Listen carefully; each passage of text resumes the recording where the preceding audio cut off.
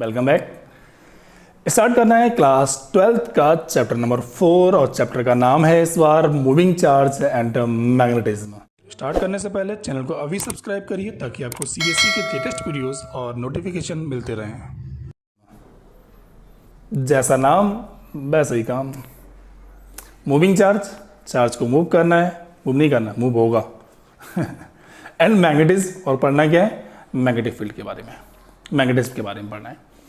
सबसे पहले guys class 12 जब हमने स्टार्ट किया तो यूनिट नंबर फर्स्ट हमें पढ़ने को मिली इलेक्ट्रोस्टैटिक्स, और नाम सुनते ही सबसे पहले ही मैंने आपको उसका मीन्स बताया।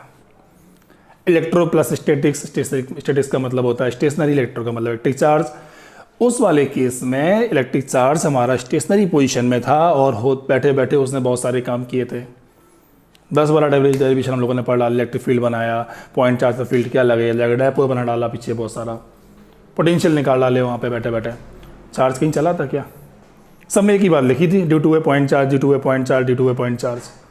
अब कहीं जस्ट अपोजिट है मूविंग चार्ज। अगर चार्ज मूव कर रहा होगा तो मूव करेगा, तो उस केस में बच्चों कौन सी प्रॉपर्टी शो करेगा और क्या क्या स्टडी करना है हमें ये देखना पड़ेगा। यहाँ पे सबसे पहले थोड़ा बेसिक पढ़ लेते हैं। इस चैप्टर को इंट्रो करना है आज आखिर, और इंट्रो में थोड़ा सा बेसिक पढ़ लेते हैं। और बेसिक में अपना बेसिक समझ लो जो आपने पढ़ के आए हो पीछे से, या आपकी फिजिक्स की हिस्ट्री समझ लो। जब नाम मिला ना फिजिक्स के क्लास 9th में, तो वहाँ पे सबसे पहले आपको न्यूटन्स का लॉ पढ़ाया गया, अपने बाबा न्यूटन बाबा। और उनका जब लॉ पढ़ा, that was the law, Newton's law of gravitation. और वो लॉ वहाँ ये बड़ा अजीब सी बात बता दी, बोले यार each and every object in this universe attract each other. सही बताया था उन्होंने। तो देखिए गाइस, ये वाला मास और ये वाला मास कुछ डिस्टेंस में रखा हुआ है, और जब ये दोनों कोई डिस्टेंस में रखे हुए हैं तो क्या करेंगे? ये वाला मास अपने आप चला आता है। अरे यार सिंपल, अर्थ है हमारे पास नहीं है, हमारी अर्थ है। और एक मास पार्टिकल नीचे गिरता आके, बोले ये नीचे क्यों गिरा? जैसे न्यूटन की आम गिरा था ना ऊपर से, वैसे ही पार्टिकल नीचे गिरते हैं। ना आम ना गिरा होता, न्यूटन ना हो तो कुछ ना पढ़ना पड़ता। ऐसा कुछ नहीं है। ये मास पार्टिकल नीचे आया क्योंकि तुरंत आपका आंसर मिला मुझे, बोले ग्रेविटी की वजह से आया, ग्रेविटेशन फोर्स की वजह से आया, और ये फील्ड बन रहा है, that is a gravitational field. इसके अलावा एक चीज़ और मालूम है बच्चों, फोर्स के बारे में। अगर कोई ऑब्जेक्ट मूव कर रहा है तो उसके ऊपर कोई ना कोई फोर्स जरूर वर्क कर रहा है। ये वाला मास अपने आप चल के आ रहा था, और वहाँ पे फोर्स के टाइप्स भी पढ़ के आए पीछे हम लोग। टाइप्स में क्या पढ़ा था? That was the 2 types of force, contact force, non contact force. Guys यहाँ पे तो बच्चों कोई कॉन्टैक्ट है नहीं इसका मतलब, और अगर कोई कॉन्टैक्ट नहीं है इनके बीच में तो ऑब्वियसली यहाँ पे नॉन कॉन्टैक्ट फोर्स है, और उस फोर्स को नाम दे रहे हैं हम लोग ग्रेविटेशन फोर्स का, और इस फील्ड को बोल रहे हैं ग्रेविटेशन फील्ड। इसके नीचे आने का रीजन ग्रेविटेशन फील्ड है ना, ये पढ़ा पहले। तो बच्चों ये तो था मास के बारे में बात कर ली। थोड़े से बड़े हो गए अब हम लोग, तो पहले से हो गए, आप ही लोग बड़े हो जाते हैं। 9 से लेकर 10th में आ गए, और जब 10th में आए तो वहाँ पे चैप्टर फर्स्ट मिला इलेक्ट्रिसिटी के लिए। गाइज ये आपकी फिजिक्स की हिस्ट्री भी है और आपकी भी हिस्ट्री है, that is why we are talking here. तो ग्रेविटेशन के बाद में फिर अगले जब क्लास में आए तो वहाँ पे हमने चार्ज पढ़ना शुरू किया, इलेक्ट्रिक चार्ज के बारे में। और चार्ज पढ़ते ही एक चीज़ बता दी गई, बोले यार सेम चार्ज जो होता है वो रिपल करता है, अपोजिट जो होता है अट्रैक्ट करता है, दूर रखेंगे फील्ड बनाएगा, लगने वाला फोर्स इलेक्ट्रिक फोर्स होता है। जैसे यहाँ पे क्या था? ग्रेविटेशन फोर्स था। तो बच्चों ये वाले दोनों अट्रैक्ट करेंगे या रिपल करेंगे, जो भी करें, depend on the nature of the charges. तो गाइस क्वेश्चन हमारा यहाँ पे ये है कि लगने वाला फोर्स, यहाँ पे ग्रेविटेशन फोर्स था, इलेक्ट्रिक फोर्स है, और लगने वाला फील्ड जो होगा जाके उसको क्या बोल देंगे? Electric field. We are not concerned here about the property of electric field, only there is a field, electric field. We are seeing here that force is also a non contact force and due to the field. Okay guys, एक छोटा सा example और लेते हैं। यहाँ पे हमारे पास एक पर्टिकुलर सर्किट है, इलेक्ट्रिक सर्किट, एक क्लोज पाथ, और उस क्लोज पाथ में अगर हमारा चार्ज पर्टिकुलर मूव करेगा यहाँ से लेके यहाँ तक, तो ये सर्किट बन जाएगा और इसमें करंट आएगा। पहला क्वेश्चन, इसका नेट चार्ज कितना है? तुरंत आप बोलेंगे it is made up of an atom, atom में नेट चार्ज 0, न्यूट्रल होता है। और गाइस नेट चार्ज इसका 0 है, तो मैंने ये बोला कि चार्ज मूव कर रहा है, मूव करने से केवल करंट बनता है। क्या इलेक्ट्रिक फील्ड बनेगा? अगर चार्ज मूव करेगा तो बनेगा, नहीं करेगा तो नहीं बनेगा। इसका मतलब गाइस, इसीलिए मैंने फील्ड का नाम दिया आपको, कि यहाँ पे चार्ज मूव कर रहा था, कोई ना कोई रिपल्सन अट्रैक्शन कर रहा है वो, that is why we are calling here the electric field, not the property on the basis of electric field. Charge यहाँ नहीं मूव करेगा तो ऑब्वियसली इसका फील्ड जीरो होगा, चार्ज मूव करेगा तो करंट बनेगा तो फील्ड होगा उसके पास। सिंपल। ये फील्ड की बात कर ली, field is a non contact force. अब गाइज हमने क्या किया, यहाँ पे मुझे ये बताना था चार्ज स्टेशनरी पोजीशन में है तो कोई फील्ड नहीं होगा उसके पास, चार्ज मूव करेगा तो फील्ड होगा, फोर्स भी होगा उसके पास। अब गाइज हमने एक चार्ज को यहाँ पे मूव करा दिया, हमें वापस आना है अपने टॉपिक पे। बहुत सिंपल सी बात है, हम लोग जो पहुंच रहे हैं टॉपिक वो हमारा मैग्नेटिक फील्ड का है। बच्चों एक चार्ज यहाँ पे मूव कर रहा है और मूव करता हुआ पर्टिकुलर डायरेक्शन में जा रहा है, यूँ शो। जैसे ये मूव कर रहा है तो मूव करते करते करते करते अपने आप टर्न ले गया ऐसे, it going onward, direction change हो गई इसकी, कहीं ना कहीं आउटवर्ड इनवर्ड डाउनवर्ड चला गया और ये जाके ऐसे मूव कर गया। और मूव करते ही फिर से न्यूटन बाबा याद आ गए हमें, सर न्यूटन। और न्यूटन साइंटिस्ट जो थे उन्होंने साफ बताया था अपने फर्स्ट लॉ में, लॉ ऑफ इनर्शिया में, कि कोई ऑब्जेक्ट जो है अपनी डायरेक्शन में तब तक मूव करता रहेगा जब तक कि उस पर कोई भी एक्सटर्नल फोर्स ना लगाया जाए, उसके अंदर चेंज तभी आएगा। Law of inertia, that was the law of inertia by Newton. तो गाइस ये जाके इस तरह मूव कर रहा है, जाके टर्न ले लेता है। टर्न लेने का मतलब क्या है, कोई ना कोई यहाँ फोर्स एप्लीकेबल है, that is it is moving, तो कोई ना कोई फोर्स है यहाँ पे। अब इस फोर्स को क्या नाम देना देखते हैं। One thing, second more thing is, तो इसका मतलब गाइस यहाँ पे समझ में आ गया ग्रेविटेशनल फील्ड है, इलेक्ट्रिक फील्ड है, और इलेक्ट्रिक फील्ड जब चार्ज मूव करेगा तो फील्ड होगा, चार्ज मूव नहीं करेगा तो फील्ड नहीं होगा। ये बेसिक है बड़ा सा। और पहुंचना मैग्नेटिक फील्ड पर था तो हमने एक चार्ज पार्टिकल जाके टर्न ले लेता अपने आप, एक फोर्स इसके ऊपर एक्ट कर रहा है, that is a non contact force which acting. Okay, और गाइस एक चीज और है, इसका टर्न लेने का मतलब क्या है, direction of force is perpendicular to the direction of charge moving. Charge moving की डायरेक्शन से परपेंडिकुलर होगा तब जाके इस तरफ मूव करेगा, क्योंकि ये इस तरफ जा रहा था, फोर्स इधर लगे तभी जाके इधर टर्न लेगा ये। ओके गाइस, और कोई बॉडी उसी डायरेक्शन मूव करती है, इस तरफ फोर्स लगता है, सिमिलर। इसके अलावा एक एग्जांपल और लेना आप लोगों को, यहां समझते हैं बच्चों। छोटा सा पॉइंट है मैग्नेट के बारे में। मैग्नेट के बारे में स्टडी बहुत पहले से थी हमारे पास, बट गाइस जब ये चार्ज पार्टिकल यहाँ मूव कर रहा था तो मूव करने का जो रीजन दिखाया गया वो discover by the Oersted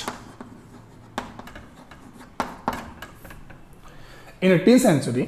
sir Oersted discovered an experiment. और गाइस थोड़ी स्टडी इनकी बता देते हैं। जो ओरेस्टेड साइंटिस्ट की बात कर रहा हूँ मैं, ये बेसिकली मैग्नेटिज्म सेक्टर से नहीं थे। He was scientist about the electrical sector, या he was discover about the electric circuits, and by chance he discovered about the magnetic field. तो क्या लग गया, तो ओरेस्टेड जो साइंटिस्ट थे इन्होंने मैग्नेटिक इफेक्ट ऑफ करंट को शो किया है। 18th सेंचुरी मैग्नेटिक फील्ड के बारे में पूरा डिस्कवरी करके बताया है। हालांकि इनकी एक्सपेरिमेंट आगे इन फ्यूचर कोई भी नहीं आए थे, केवल मैग्नेटिक इफेक्ट को ही इन्होंने स्टडी किया था, बिकॉज ये सेक्टर के थे ही नहीं। तो गाइस बात जरा इनकी कर लेते हैं। यहाँ जाके चार्ज यहाँ से जाके टर्न अपने आप लेता है। तो इन्होंने एक नई तरह की थ्योरी प्रोवाइड की मैग्नेट के बारे में, मैग्नेटिज्म के बारे में, मैग्नेटिक फील्ड के बारे में, कि कोई ना कोई फील्ड है और जो जाके इसको टर्न लेता है और वो एक फोर्स पर्टिकुलर लगाता है। मैंने बताया ना, ये फील्ड था ग्रेविटेशन फोर्स था, ये फील्ड था एक्टिव फोर्स था, यहाँ एक फील्ड है, that becomes the magnetic field. और कैसे होना वो देखना जरा यहाँ पे। तो इसको डिस्कवर किया ओरेस्टेड ने। ओरेस्टेड ने क्या किया, सबसे पहले एक सर्किट था उनके पास, वो सर्किट में वर्क कर रहे थे, बाई चांस एक सर्किट में वर्क कर रहे, और लगातार स्विच ऑन ऑफ कर रहे थे। और उनके पास एक कंपास, देखिए नीडल कंपास, पढ़ते नीडल कंपास। नीडल कंपास में क्या होता है, इस तरीके से कुछ से हैंड वॉश का डायल होता है, उस तरीके से एक निडल थी, और यहाँ पे वो जैसे इसको फ्रीली हैंग करते हैं ऑटोमेटिक वो नॉर्थ और साउथ डायरेक्शन में ऑटोमेटिक मूव कर जाती है। It moving due to the earth magnetic field, ये अर्थ के मैग्नेटिक फील्ड की वजह से मूविंग करती है। ओके गाइस, तो यहाँ पे सबसे पहले जो एक्सपेरिमेंट ओरेस्टेड कर रहे थे, ओरेस्टेड ने क्या किया, अपने एक्सपेरिमेंट लगातार कोई सर्किट था उनके पास, वो लगातार बैटरी सेल से कनेक्टेड था, और कनेक्ट होने के बाद में वो लगातार स्विच ऑन ऑफ कर रहे थे। उसके पास में एक कंपास रखा हुआ था, and now he observes by chance when he switch on off and on the compass needle moves in a particular direction, it shows a deflection. जो कंपास नीडल था उसकी जो नीडल था डिफ्लेक्शन शो कर रही थी, और इसके डिफ्लेक्शन शो करने का रीजन समझ में आता है कि भाई ये डिफ्लेक्ट हो रही क्यों, क्योंकि कोई मैग्नेटिक फील्ड है। ये जो कंपास है ये नॉर्मली अगर इसके आसपास कोई मैग्नेटिक फील्ड नहीं है उस केस में ये नॉर्थ और साउथ में रहेगी, मतलब अर्थ के डायरेक्शन के अकॉर्डिंग रहेगी, टू जो अर्थ मैग्नेटिक फील्ड। बट गाइस जैसे ही मान लीजिए एक मैग्नेट इसके पास हम लोग ले जाते हैं तो ऑब्वियसली क्या करेगा, it moving along the direction of this north and south. इसके नॉर्थ साउथ जहां पे होगा उसके अकॉर्डिंग जाके ये अपने आप को टर्न कर लेगी कंपास नीडल। क्यों? अर्थ का मैग्नेटिक फील्ड बहुत वीक है और उसके अकॉर्डिंग ये अपने आप को मूव कर लेती है। तो ये कंपास नीडल जो है वो हमें ये बता सकती है कि यहाँ पे मैग्नेटिज्म है या नहीं है। ये स्टडी मैग्नेट वाली हमें पहले से मालूम थी, और स्टडी जब बताया उससे पहले ही हमें ये मालूम था मैग्नेट होता है, मैग्नेटिक फील्ड होता है, बट हमें केवल उस टाइम इतना ही मालूम था कि भैया मैग्नेट को जाके हैंग कर दो, नॉर्थ साउथ में घूम जाती थी। ये स्टडी थी पहले से। और इसके अलावा ये स्टडी थी कि अगर इस कंपास के पास में किसी को लेके आते हैं, किसी भी पर्टिकुलर मटेरियल लेके आते हैं, देखना चेक करना होता है कि मैग्नेटिज्म है या नहीं है उसके पास। तो उस केस में अगर रिफ्लेक्शन दिखाएगी नीडल तो मैग्नेटिज्म है, और नहीं दिखाती तो नहीं है। दैट वाज, इतना मुझे मालूम था। लेकिन ऑरेस्टेड नया 18th सेंचुरी में कुछ नया बताया। बोले केवल मैग्नेट ही नहीं, ये जो पर्टिकुलर सर्किट है भाई, जब ये ऑन ऑफ कर रहे हैं तो ये डिफ्लेक्शन दिखा रहा था। तो उन्होंने यहाँ पे स्टडी करके बताया भाई कि अगर इस पर्टिकुलर करंट किसी पर्टिकुलर सर्किट में फ्लो हो रहा होगा, उस केस में भी क्या होगा, ये डिफ्लेक्शन दिखाएगा। इसका मतलब इसका निडल, कंपास निडल का डिफ्लेक्ट होना क्या बता रहा है? कंपास निडल का डिफ्लेक्ट होना ये बता रहा है कि इस सर्किट के पास भी मैग्नेटिज्म है। तो he discover the magnetic effect of current. मतलब उन्होंने यहाँ पर डबल थ्योरी कर दी। पहले हमारे पास केवल एक ही थ्योरी थी कि भैया मैग्नेट को चेक करना है कंपास से, और मैग्नेट के आसपास जो है वो पूरा मैग्नेटिक फील्ड है। बट इन्होंने एक नई चीज बताई कि करंट से भी मैग्नेटिज्म आ जाता है, और he said it that magnetic effect of current. तो guys, who discovered the magnetic effect of current? Oersted in 18th century. Date तो मुझे भी नहीं मालूम। और कैसे किया? एक पर्टिकुलर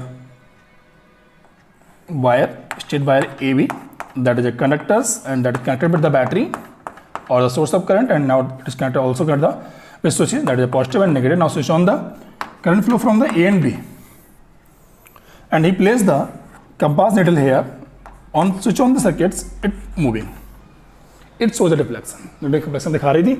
और in case of changing the direction of current, means if he changes the slot of this battery, if he changes the slot of this battery, now current flow from the B to A. In this case, the direction of magnetic compass becomes opposite. इस case में क्या होता है बच्चों, जो reflection आ रहा है वो अपोजिट आ रहा था हमारा।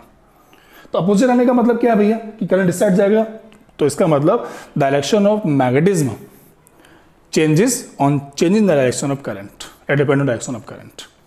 That was the magnetic effect of current who discovered Oersted. Okay, now तो गाइस बात यहाँ पे ये थी कि भाई हमने यहाँ पे एक डेवलप किया, भाई चार्ज मूव कर रहा है, चार्ज मूव करने से क्या बनेगा, मैग्नेटिज्म बनेगा, मैग्नेटिक इफेक्ट बनेगा। और अगर मैग्नेटिज्म है उसके आसपास तो उसका एक पर्टिकुलर फील्ड होगा, जिसको क्या बोलेंगे, मैग्नेटिक फील्ड बोलेंगे। अब गाइस चार्ज पार्टिकल की दो प्रॉपर्टी शो होना शुरू हुई। फिर वापस यहीं पे आते हैं। एक चार्ज पार्टिकल लगातार मूव करके जाता था, जैसे ही पर्टिकुलर एक एरिया में पहुंचा और इसकी स्पीड बढ़ जाती है। पहला केस, दो केसेस में शो किए चार्ज पार्टिकल ने। मान लीजिए चार्ज पार्टिकल यहाँ मूव कर रहा है और एक एरिया में आया और इसकी स्पीड अपने आप से एक्सीलरेट हो गया। ये इसके एक्सीलरेट होने का रीजन क्या है गाइस? ये तब हुआ जब इसको इलेक्ट्रिक फील्ड में हमने प्लेस किया। मींस अगर किसी चार्ज पार्टिकल को एक पर्टिकुलर इलेक्ट्रिक फील्ड में प्लेस करते हैं तो वो एक्सीलरेट कर देता था। और गाइस जैसे ही हमने एक चार्ज पार्टिकल को एक पर्टिकुलर मैग्नेटिक फील्ड में प्लेस किया तो वो उसको रोटेट कर देता था। तो मतलब इलेक्ट्रिक फील्ड जो करेगा वो क्या करेगा, एक्सीलरेट, और मैग्नेटिक फील्ड क्या कर रहा था, रोटेट। और इसके रोटेट होने का रीजन, वहां पे कोई पर्टिकुलर कॉन्टैक्ट फोर्स तो नहीं है, नॉन कॉन्टैक्ट फोर्स था। और ये जो यहाँ पे टर्न कर गया ये मैग्नेटिक फोर्स था। और ये magnetic force that was the also place like as charge particle है, इसमें मूव भी कर रहा है, फील्ड भी इसके पास में है, डिफ्लेक्शन आ रहा था। और डिफ्लेक्शन दिखा रहा है क्या, मैग्नेटिक फील्ड, तो यहाँ पे फील्ड होना का। तो एक और फील्ड हमें डिस्कस हो गया, ग्रेविटेशन फील्ड, इलेक्ट्रिक फील्ड, और थर्ड फील्ड कौन सा था, मैग्नेटिक फील्ड। और मैग्नेटिक फील्ड भी एक पर्टिकुलर एरिया में, ये कंपास नीडल डिफ्लेक्शन कहाँ पे दिखाएगा, इसके पास दिखाएगा, दूर दिखाएगा। तो जैसे जैसे हमने दूर रखना शुरू किया, कुछ देर बाद, कुछ पॉइंट डिस्टेंस के बाद देखते हैं सर्किट के पास कुछ दूर के बाद में डिफ्लेक्शन नहीं आ रहा है। इसका मतलब पर्टिकुलर स्पेस है। तो गाइस यहाँ पर डेफिनेशन बना दी गई मैग्नेटिक फील्ड की कि व्हाट इज मैग्नेटिक फील्ड। तो आप बोल सकते हैं स्पेस अराउंड ए मैग्नेट, इसके आसपास का, और space around a moving charge particle. Space around a magnet and space around a moving charge particle, जो जिसके पास करंट होगा जाके, where another magnetic particle experience है। मैग्नेटिक पार्टिकल कौन सा, अभी तो कंपास रखा हमने यहाँ पे, या कुछ और रखेंगे, वो एक्सपीरियंस करेगा। आयरन लेके आते हैं तो अटैक करेगी उसको। तो another particle experience a force, magnetic force, that space is known as the magnetic field. पहले तो ये नोट कर लेते हैं। ओके गाइस, अब ये जो फोर्स लगा है यहाँ पे, इसने टर्न करा दिया, उसको हमें पढ़ना है कितना फोर्स लगेगा। ये फोर्स किस पे डिपेंड करेगा बच्चों? तो ऑब्वियसली बच्चों, ये जो फोर्स है हमारा, वो चार्ज पार्टिकल पर डिपेंड करेगा। मान लो ये बहुत छोटा सा चार्ज है, तो कम फोर्स एक्सपीरियंस में घूम जाएगा। ये टर्न कराना है, थोड़ा सा फोर्स लगा, ये घूम जाएगी। एक तगड़ी सी बॉडी है, ज़्यादा फोर्स हिट करना पड़ेगा। बिल्कुल वैसे ही लगने वाला जो फोर्स है हमारे पास, वो फोर्स डिपेंड कर रहा है चार्ज पर। चार्ज की वैल्यू छोटी होगी तो फोर्स भी यहाँ पे कम इफेक्ट करेगा। इसके अलावा इसकी जो वेलोसिटी है, बहुत तेज से मूव कर रहा है। आपने देखा होगा, बड़ी कड़ी तेज से जा रही है, हल्की हिट की दूर गिरी जाके, तो इसका मतलब फोर्स इसकी वेलोसिटी पे डिपेंड करेगा। F depend on the velocity also. And guys, इसके अलावा जो फोर्स लगा है, फोर्स कौन लगा रहा है? ये फील्ड लगा रहा है। अब उस फील्ड की कैपेबिलिटी कितनी है? छोटा फील्ड होगा, कम फोर्स अप्लाई कर पाएगा इसके ऊपर। चार्ज पार्टिकल को रोटेट करना है, इस फील्ड पे भी डिपेंड करेगा ना। इस फील्ड का मैग्नीट्यूड कितना है? भाई ये वाला फील्ड हायर था, ऐसे भाई अर्थ हमारी जो है एक पार्टिकल खींच लेती है, क्योंकि अर्थ का मास ज़्यादा था, हायर फोर्स है उसके पास, ये नहीं लगा पाया उतना, चलिए आए नीचे। ये वाला चार्ज पार्टिकल मूव कर रहा है, ये नहीं कर रहा है, इसका मतलब ये हैवी चार्ज है। बिल्कुल वैसे ही यहाँ पे फील्ड ज़्यादा है, स्ट्रेंथ ऑफ फील्ड, यहाँ पे कैपेसिटी फील्ड ज़्यादा थी। बिल्कुल वैसे ही लगने वाला जो फोर्स होगा जाके, वो डिपेंड करेगा मैग्नेटिक फील्ड पे, और सिंबल होता है बी, ए बी वाला बी। तो magnetic field is denoted by the B. तो गाइज, ये 3 पॉइंट जिन पे की फोर्स डिपेंड करता है। अब हमें यहाँ पढ़ना है डायरेक्शन ऑफ फोर्स कैसे निकालेंगे, कि भाई चार्ज पार्टिकल जा रहा हो, किधर घूमेगा, लेफ्ट जाएगा, राइट जाएगा, अपवर्ड डाउनवर्ड, किधर जाएगा वो। एक केस तो ये हमारे पास आ गया, फोर्स किस पे डिपेंड करेगा, ये नोट करना है। ओके गाइस, तो फिलहाल that is the intro for the magnetic field and magnetic force. Now we will start magnetic field definition, symbol, magnetic force, and formula for the magnetic force, by which we can find the magnitude of the magnetic force. And also by the Fleming rule we will discuss about the direction of magnetic force, similar to the Fleming left hand rule, which was used in the class 10th in chapter magnetic effect of current. Okay guys, and first is the Oersted experiment, where we start. That is the intro. Okay, now start magnetic field.